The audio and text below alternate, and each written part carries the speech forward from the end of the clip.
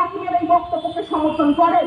অতএব সাধারণ মানুষের নিশ্চয়ই ভেবে দেখার সময় হয়েছে, যদি ফিট বাঁচাতে যদি উড়িষ্যায় না পালিয়ে যেতে হয়, যদি ফিট বাঁচানোর জন্য মধ্যপ্রদেশে পালিয়ে না যেতে হয়, যদি আপনার ফিট বাঁচানোর জন্য উত্তরপ্রদেশে যদি রাজ্যে পালিয়ে না যেতে হয়, তাহলে এখনই সমস্ত হিন্দু সম্প্রদায়ের মানুষকে সে মুচি হোক, মেথর হোক, ডোম হোক, সে যেই হোক, কোন জাতি রেখা চলবে না। শুধু একটাই পরিচয় আমাদের, আমরা হচ্ছে পৃথিবীর শ্রেষ্ঠ সনাতন ধর্ম হিন্দু ধর্ম।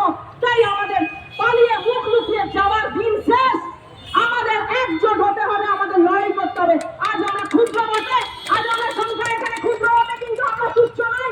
আমার বিশ্বাস অমিতানন্দ মহারাজের নেতৃত্বে সারা বাংলায় আজকে এই আন্দোলন ছড়িয়ে পড়েছে এবং অন্যান্য ধর্ম সম্প্রদায় যারা আজকে রথের এত বড় বড় মিছিল করে, যারা আজকে ইসলামের মিছিল করছে, যারা আজকে বিভিন্ন বাবা বিভিন্ন যোগীর মিছিল করছে, আমার মনে হয় তাদের যদি এতটুকু আত্মসম্মান বোধ থাকে, এতটুকু আত্মমর্যাদা বোধ থাকে, তাহলে তারাও তাদের নিজেদের মতো করে বিভিন্ন জায়গায় প্রতিবাদে গর্জন করে উঠবে।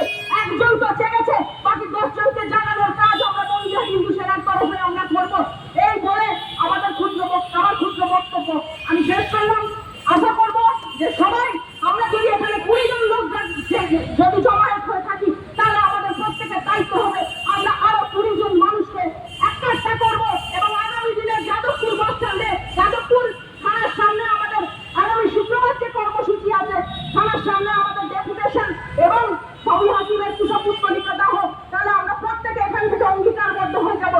আমরা কোনো রকম জাত দেখবো না, কোনো মানুষের পরিচয় দেখবো না, শুধু এইটুকু দেখবো যে আজকে আমাদের অস্তিত্ব রক্ষা করার দিন। তাই আমাদের সবাইকে এগিয়ে আসতে হবে।